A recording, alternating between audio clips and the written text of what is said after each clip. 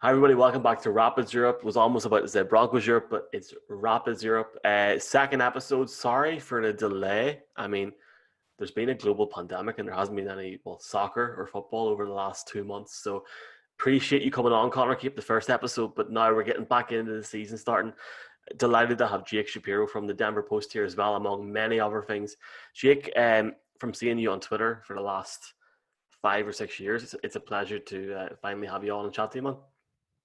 Now that you're seeing my face and where I'm sitting, you realize just how weird of a person I am. And I'm delighted to be on with my friends from across the pond over at Rapids Europe. And I was going to say, because you said Broncos Europe, happy birthday, John Elway. It was actually your birthday Ah, this yeah. week. Do you know that joke? Do you understand the origins of that I joke? don't, but I know he's 60. So if you want to explain it, go for it, man. Okay. It's all good. So it's a Rockies Twitter joke that basically, because the Broncos get covered so much more than every other team here, that every day is John Elway's birthday. So you have to mention John Elway. So for a while, every time we were just sick of people on Rockies Twitter, it'd be like, "Hey, did you know it's John Elway's birthday today?"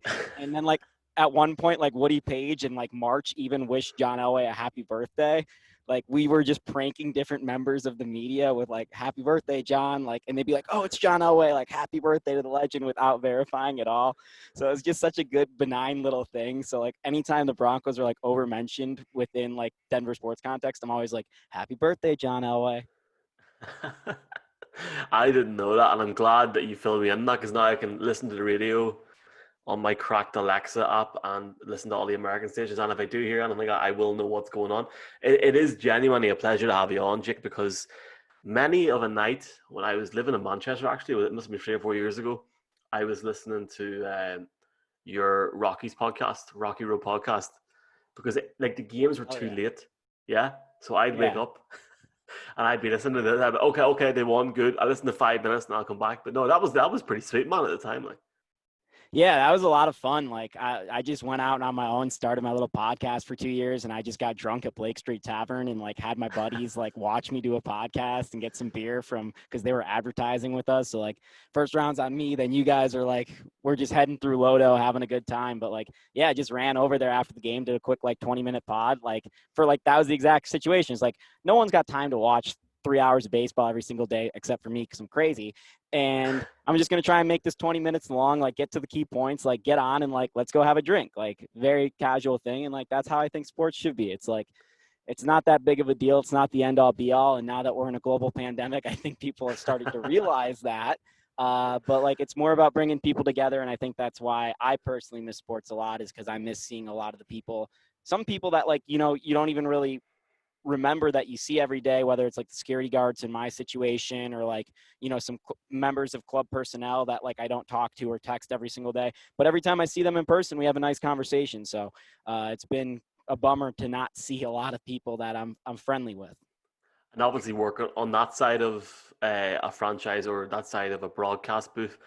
Even for myself as a fan, I guess I'm lucky because soccer's back over here, but there definitely has been a gap in the last few months. It's a weird situation because the Premier League has obviously started over the last 2 weeks here, and the MLS is going to come back on the 12th of July. I think the Rapids are starting for this tournament, but it is good to have sports back. I'm looking forward to getting over to Denver and hopefully getting over to Lodo at some point and getting to Blake Street Tavern again.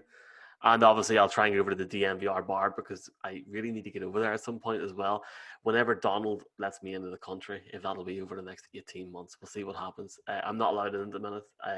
On behalf of Europe, I want to apologize for barring Americans as well. I did not come up with that decision, but that's breaking news. That's happened this evening. Um, Look, And Jake. that's going to have some impacts on sports. I tweeted out, no one really recognized it, but I'm a massive cycling fan. I don't know how American cyclists are going to be able to be allowed into France for the Tour this year.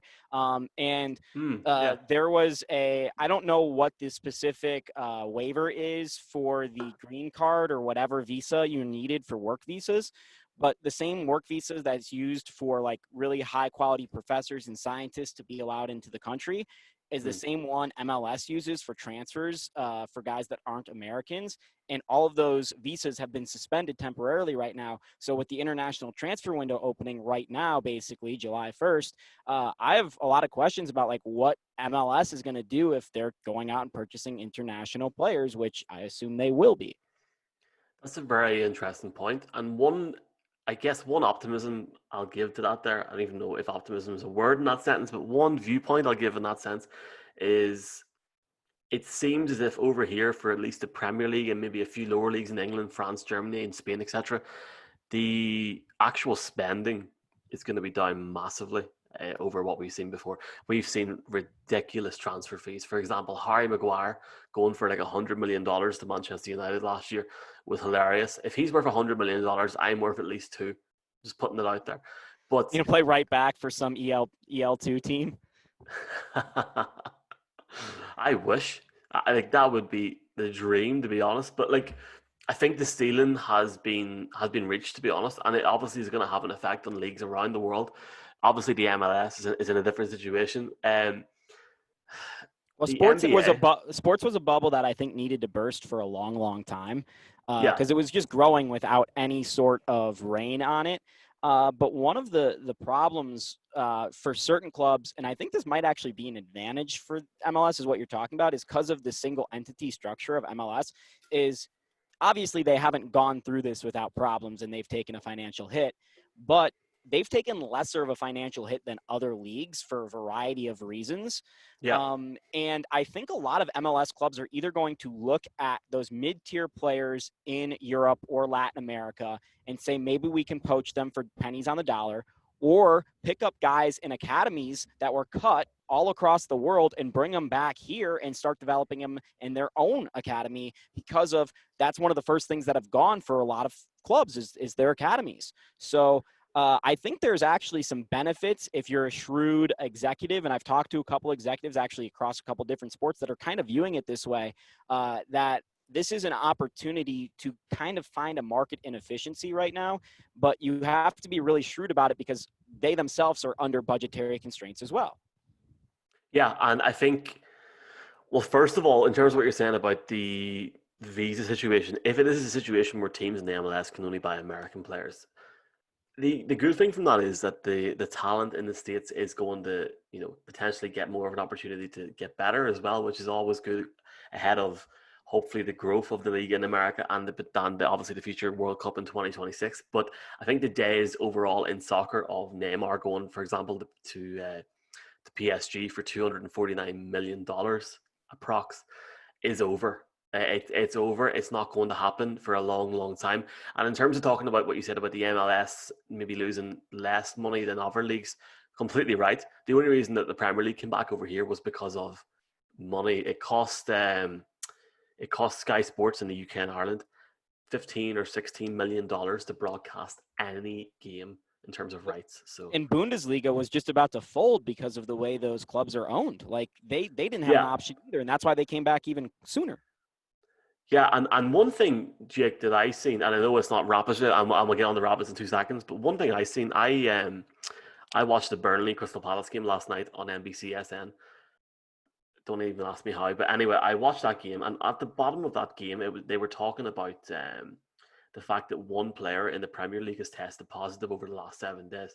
Now that's fine; they're obviously self isolating, but over here, obviously in the main market for the league, that has not even been whispered or mentioned, and yet in the States it's being talked about.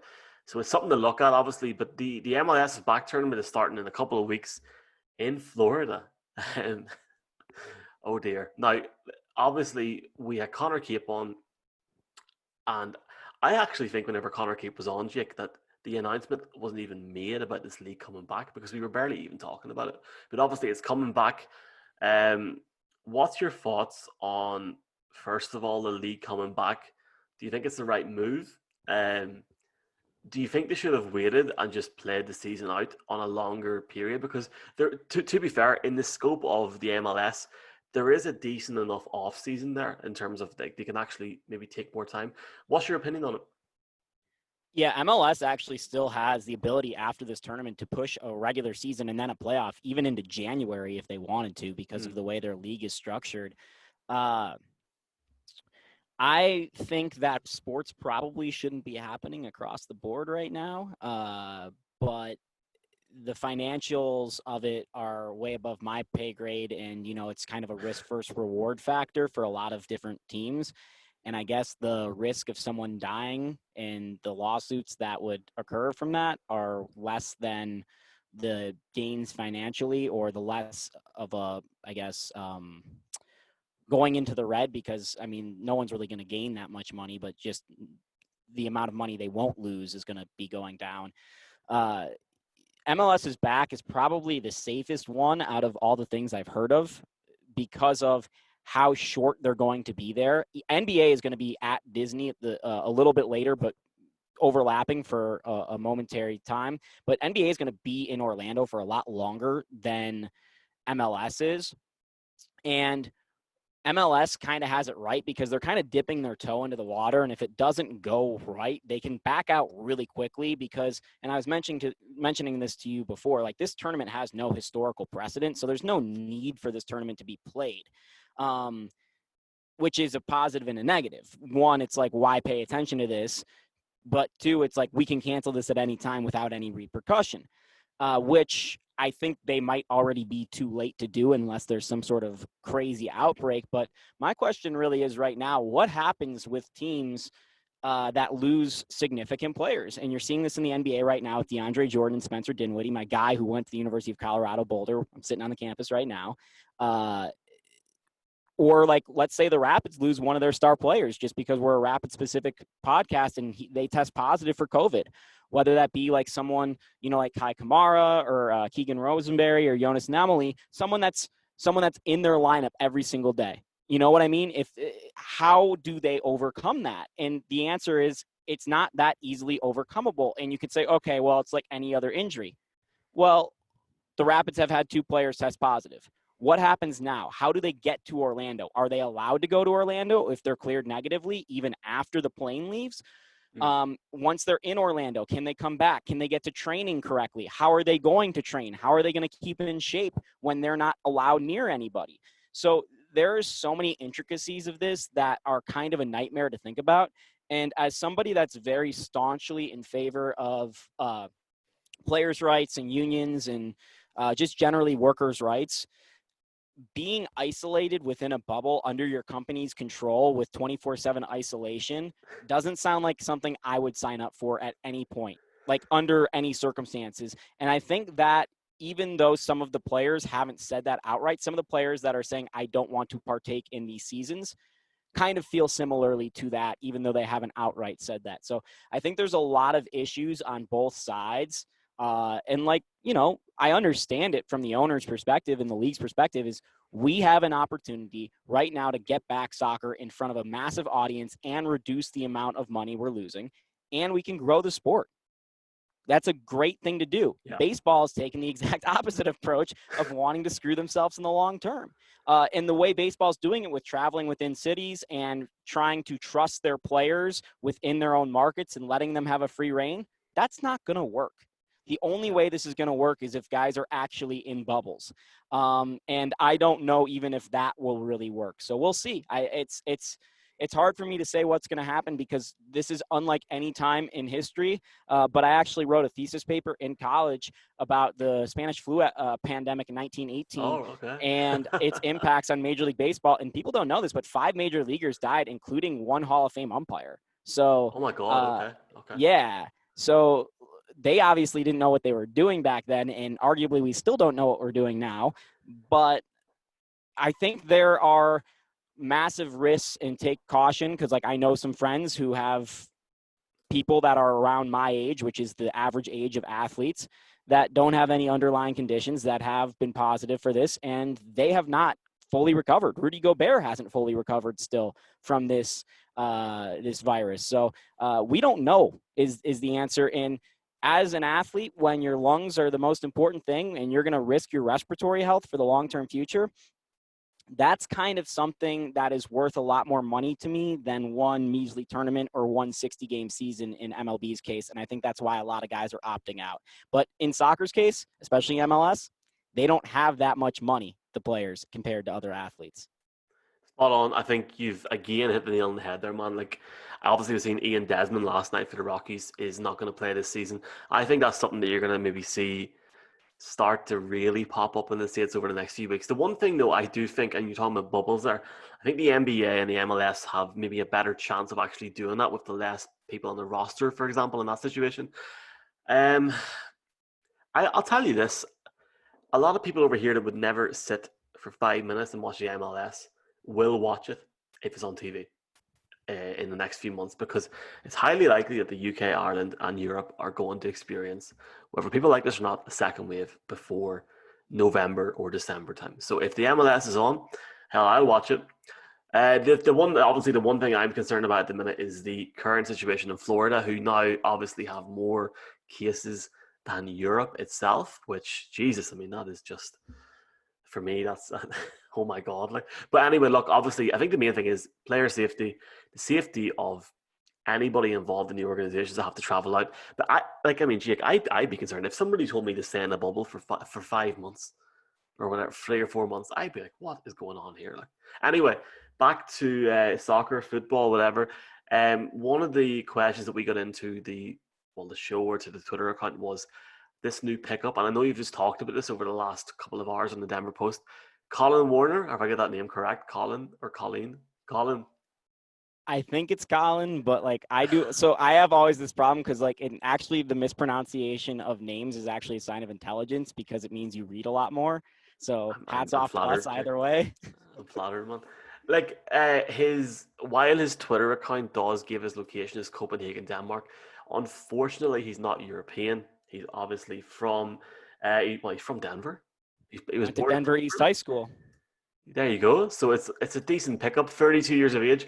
Have you any opinion on it, or are you very much just reading? Because I know it's very new, or in that sense. The Rapids, I actually was a little bit surprised that they didn't make. I thought they had a really good offseason. I thought their offseason, if I were to grade it, would be like a B plus or an A minus. And I mean, that's pretty good. Like, and everyone is expecting them to go out and get two DPs. I didn't really have that expectation. And I thought Nominally would be such a great addition for them. The one thing I thought they were going to do, actually, two things I thought they were going to do that they didn't do in the offseason were to get a backup defensive midfielder and get a platoon level goaltender, which is things they've already addressed, I guess, 2 games into the season because we're only 2 games into the season. And William Yarborough, who they brought over from Liga MX, and he's going to compete with Clint Irwin for kind of that starting role. And that looks like an even better move now, considering they're going to have a bunch of condensed games over a short amount of time, and substitutions are available to be made, even to the extent maybe where you want to substitute a goalie in a game, Yeah. which is very rare in soccer, obviously. But this kid that they, not kid, this 32-year-old that they got, defensive midfielder, they didn't really have a great backup option for Jack Price, who is a really essential player for them. Jack is the guy who takes their set pieces. He's their captain. Defensive midfielder, maybe not the best defender, but a great distributor with the ball. And their backup for him was Danny Wilson, who's more of a center back and more of a wing back than a 6. So they kind of needed someone to be a true 6 behind Jack Price. The question is, can he be of that quality, considering he got cut from the league 2 years ago, and the last time he played was in 2019. He played 5 games in the Danish league. So we don't really know what he can bring, but the Rapids obviously have a lot of scouting in the Netherlands, bringing in Namely and now this guy from both the Netherlands. They've had eyes on him. They know what they're doing. He was someone that was in the Rapids youth camp as a kid. So he'll be familiar, and it's never bad to add depth. This is one of those moves that really doesn't hurt you in any way, but it can really be beneficial, especially right now, given the fact that the whole sport looks like it's going to be relying upon depth. It's going to be interesting to see what happens, because exactly, you're completely right. You need depth, and again, if something does happen in terms of players and their safety and their own health, if they have to self-isolate for a couple of weeks, or hell, if they take 2 or 3 players out at the same time, you need as much depth as you can get. So look, I'll play for the Rapids for a few weeks for a laugh. I don't mind. It's all good. He's got a good bit of experience. And obviously it works out, so it'll be interesting to see what happens. Talking And about this MLS. Sorry, go ahead, Jack. Go ahead. and Robin Fraser's familiar with him. They worked together in Toronto for a year or so. He, again, familiar with the Rapids, familiar with Denver, familiar with the coach. Fits a position that they need. Very easy transaction to make happen. Home run in that sense. Happy days. Look, interesting slate of games now. Starting off the first three games for this MLS is back tournament. Now, look, I'm going to be honest with you. Usually, it's very hard for me to sit up at 3 in the morning and watch a MLS game. Well, I mean, I don't mind watching it, but it's very late to watch something. It's hard enough for me to watch an NFL game, man. To be honest, at 3 o'clock in the morning at my age now. But the Rapids have Real Salt Lake, Sporting Kansas City, and also then Minnesota United over the first three stated games. All games on ESPN. Interesting.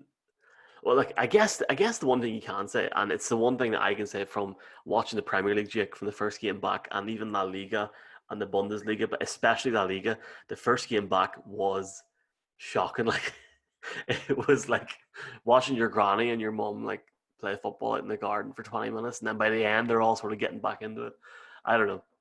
Yeah, and the other weird part is I was watching the NWSL game earlier this week, and that was taking place in an actual stadium. It looked more like a high school stadium or a lower level college stadium. I don't know where in Utah that was actually taking place, but MLS's back is going to be taking place on like AYSO fields, basically American Youth Soccer Organization is what that means. So like basically they're just Okay, okay. there are no stadiums.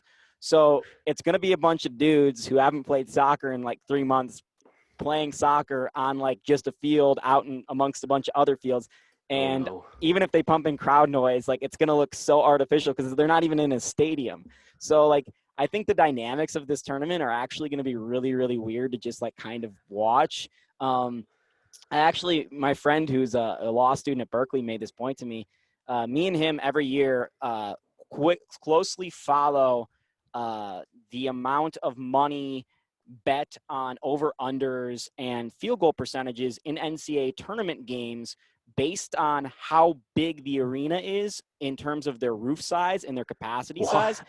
because shooting percentage in basketball is directly tied to how tall the ceiling is and how big and deep an arena is. So he made this point to me that at these tiny little arenas, you might see JJ Redick go for like 15 for 15 in a game or something like ridiculous like that because of they're so small.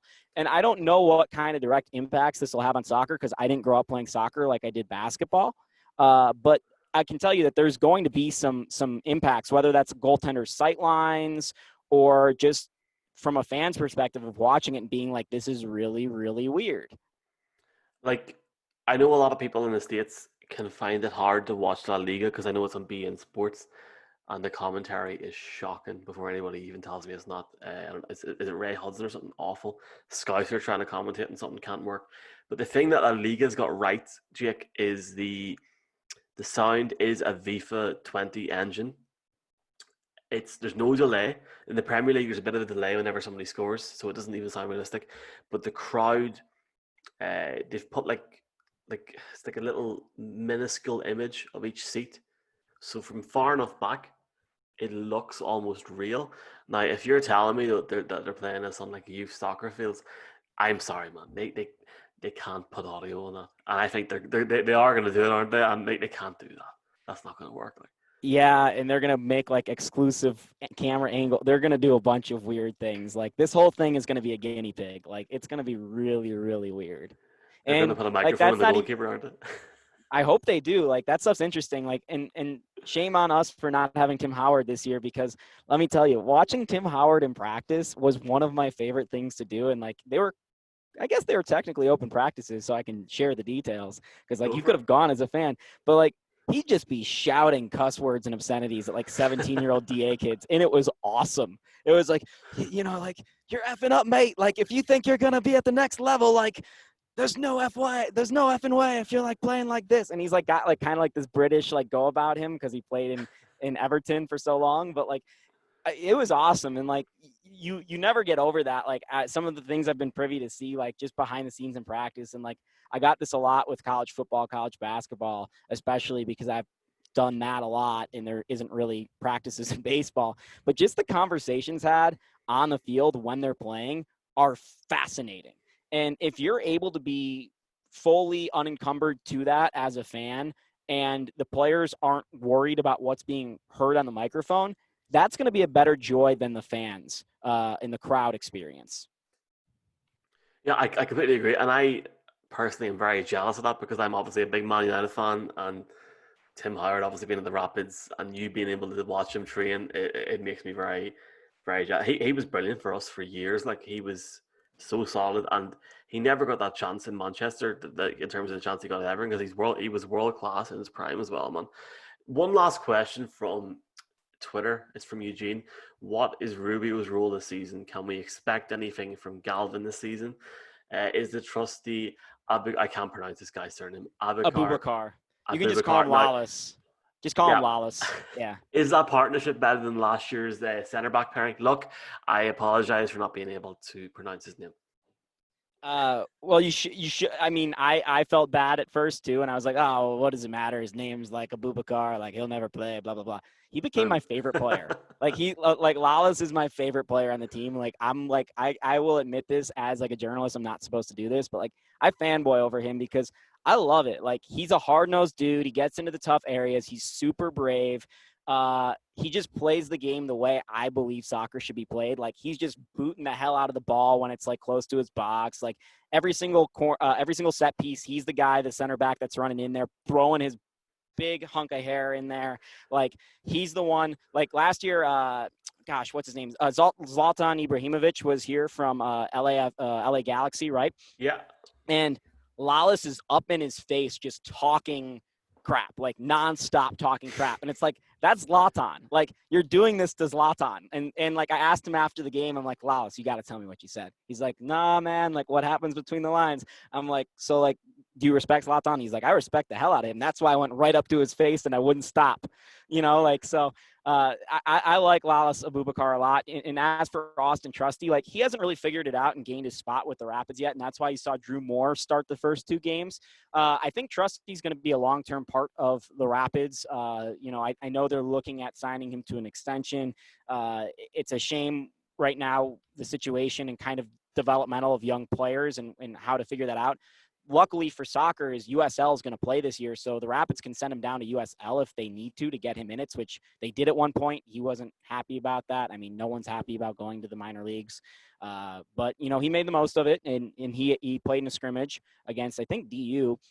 And then who he's replacing, though, Tommy Smith. Tommy Smith was awful for the Rapids, like awful, awful, awful. And then they got Lawless Abubakar, and Tommy Smith was so good that they almost re-signed him. And if the Trusty thing didn't work out, the trade that they made, they were going to re-sign Tommy Smith because Tommy and Lawless worked so well together. So I don't know how that Trusty Lawless partnership is going to go, but it has the potential to be a long-term successful relationship at the center back pair for the Rapids. And I think a lot of it's going to have to do as well with how long can Keegan Rosenberry keep up the level he's at right now? He's only 25, but he plays a ton of minutes. He's been an Ironman twice. And then their left back, Sam Vines, is a guy who not only has been already on the U.S. men's national team, but very likely is going to be the guy, the Rapids talk about wanting to be a selling club. I think that's your first candidate is Sam Vines, the way his career trajectory is going to go. So right now you might see the best foursome of of defensive backs that the Rapids have. The question is, can they all get up to their potential this year and bring the Rapids to where they want to be? Or are they all going to kind of hit their stride at different points in their career? Because Lawless's career year was last year. Keegan, we can't say what it is. Austin Trusty's still getting there, and Sam Vines just keeps getting better and better. So I'm really interested to see the Rapids defensive line just in general. Galvan, the last I heard, he's still coming in. I don't know what kind of impact he's going to have because you have such a depth of players at the wing with Sam Nicholson, Nicholas Benazet, and Jonathan Lewis. And Jonathan Lewis came in twice in the first two games for the Rapids. He seemed like going to be that big bench super sub guy, and the Rapids scored goals directly after it twice, whether that was John himself or something that John was involved in the play in. So it's kind of hard to figure out where they're going to be on the wing, but he's a young winger. And I think that, John and Galvan are the long-term options for the club at wing. whereas Benacer is kind of there for now, and Sam Nicholson kind of looks like he's more on the outside in the long-term future. And then as far as what was his initial question? Diego Rubio. Yeah. Someone else asked, I saw, what are they going to do at striker once Kai Kamara is gone? And I think it's going to be Diego Rubio. Shinashiki has that possibility to be the long-term striker, and he's shown some great touch and the ability to score and some flair, and I really like his courage and the way he carries himself. But Diego Rubio is a really interesting player because he's really never gotten a full-time shot, whether it's with Kansas City or Colorado. But last year, he scored 10 goals in the last 15 weeks of the season. And I actually thought that he was going to be the starting striker at the start of the year, and Kai was going to come off the bench the way things were looking. But ultimately, you can't go wrong starting a guy who's top 5 in the league's history in goals and is as brave as he is when he goes in with those set pieces, and that's such a big part of their game. So I think Diego Rubio, I'm not sure where he fits right now, but given the condensed schedule and kind of what they're going to do with the amount of subs, Diego could be coming in for Kai every single game in the 75th minute. That might be happening, especially because they're going to want to save Kai. Yeah, and I think there's that potential where there's some of these players you're talking about, Galvin, for example, you mightn't see them at all, but if there's that many substitutions and you need people to get off the field, he could be something that is brought in, but he might actually be he may not actually play until hopefully a league is actually resumed, Jake, at some point. We'll see what happens. The MLS is back tournament starts on July the 8th. It's supposed to end on August the 11th, and one would hope, Jake, that we might actually have a season to watch in September. Who knows what could happen in this crazy world at the minute? One of the games is at 9 o'clock in the morning. What? Why? Not for the Rapids. I know it's not for the Rapids, but for me, that's a good thing. Believe me, Yeah, I guess that's positive for you. I mean, I'm not waking up to watch that. I'll tell you that. But the Rapids definitely have one of the tougher groups. They're all teams that are geographically the closest to Colorado. Kansas City and Real Salt Lake have somewhat rivalries with the Rapids. And you can kind of look at it between RSL and Minnesota United as different trajectories of where the Rapids are on where their franchise wants to be. Kansas City's the standard. Minnesota United is kind of chasing that Kansas City standard, and the Rapids are a year or two behind where Minnesota is. Even though Minnesota was an expansion team, the Rapids were kind of gutted, and they had to start afresh. Yeah. So there is a lot of history between these teams. These teams were all very good teams. I think all 4 of them were probably going to make the playoffs if you asked me before the start of the season. And let alone what happens in the group stage of this tournament to go on further in this tournament. These are big points for the Rapids because they're going to impact them if there's a regular season afterwards. And, for those Rapids fans out there, wouldn't it be nice to beat Real Salt Lake just one time? It's been a while. Yeah, and even if it is that first game in what people could view as a warm-up tournament almost, it's still a win. A win is a win. And the top 2 in that group advance to the knockout stage, and it's very much like the European Championship. If you finish third, you have a chance of getting through to the knockout stage. It just depends on the ranking overall. Look, it's been great having you on, Jake. One last question. I got a lot of hate from certain people on Facebook because I said 12 months ago that not even 12 months ago. I know it's not Rapids related. 6 months ago, I said Christian Pulisic would never work at Chelsea. Look what's happened the last 2 or 3 weeks. Wow. You look dumb. I do look happened. Dumb. Yeah. And I put my hands up. I thought Frank Lampard fell. I thought that was it. I thought, nah, it's not going to happen. But he's done well. I love it. And there is so much that needs to happen for American soccer ahead of this 2026 FIFA World Cup. But you're starting to look at the perhaps beginnings of at least a group that can be somewhat successful. As far as the organizational structure of USA Soccer, I think we all know that it's kind of a mess right now in the coaching situation. And it's rather hilarious that Anthony Hudson, who got fired from the Rapids, is now in charge of one of the key groups that would be part of that 2026 World Cup. But, from what I know and what I experienced and from who I talked to, he actually had a pretty good time experiencing younger players with the or gaining experience with younger players and working with younger players. Cole Bassett had a pretty good start to his career under Anthony Hudson. So now it's just a matter of Hudson kind of coaching those USA Soccer players, those youngsters, and the top of the roster, whether it's Pulisic's of the world, can mesh. And hopefully, we get a Colorado boy in there. Sam Vines is that potential guy. Cole Bassett as well. And I actually talked to Marcelo Balboa for a story about this in the Denver Post about a month and a half ago about what it would mean to him, after he established Colorado soccer, to have a Coloradan kid in the World Cup, and perhaps maybe even right here in Denver as a possible host site. So that 100%. was That will happen. 100% I has to I, happen. I really really hope so, because soccer is pretty big in this state. Especially at the youth level, especially on the girls' side. You've seen that with Mallory Pugh and Lindsay Horan. Love Lindsay. She's a favorite of mine. Great gal. Like, Lindsay's like one of my favorite people in the world too. I've got a Portland Thorns Lindsay Horan jersey. Had to do it. Yeah, like it would be nice to see the state grow in soccer, but also start to grow to support the Rapids as well as USA Soccer the way they do Liga MX and the youth level. Yeah, and I'll tell you what, and I said this on my previous chat with Connor, anybody that is watching this, especially in Colorado, and maybe is on the fence about soccer, I don't think people seem to realize, like, I will probably never get to experience my country host the World Cup, so enjoy the build-up. Jake Shapiro, it's been beyond a pleasure having you on, man. You're welcome on anytime, and we'll have to get you on the Broncos Europe podcast at some point to talk some Broncos if you want.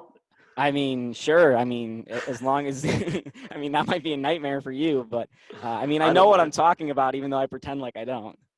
Yeah, I've seen some of the tweets. I'll get you on. I don't care. It's all good. Check out But Jake's stuff on the Denver Post as well, which the good thing is anybody can look at that from around the worworld. So it's it all good. is, it's very cool that I get to write for the paper that I grew up reading Mark Kisla in. Like, Mark Kisla, like, whatever you guys think of Mark Kisla, I love Mark, and he's one of my inspirations, and now I'm close with Mark. But like, I grew up reading Mark and Benjamin Hockman in the Post. Like, I'd literally walk to campus and like grab like a paper out of the little like paper thing and like walk back to my house and like read Mark. And now I get to like be in that paper, and like it's all around the world, and it's the paper record in Denver. Like, that's a really really cool thing. So like, I definitely don't take that for granted, that like anyone can view my words, and like it's going to be in the archives at the Denver Library and stuff. Like, so I really try to not mess up. Finally, I am like, I'm gonna say this now. I'm gonna put my foot in it now, Jake. I am planning to do some sort of recap after each game from this tournament. I don't know how. I don't know when, but we'll see what happens. Been a pleasure, Jake. Thank you very much, man. Thank you.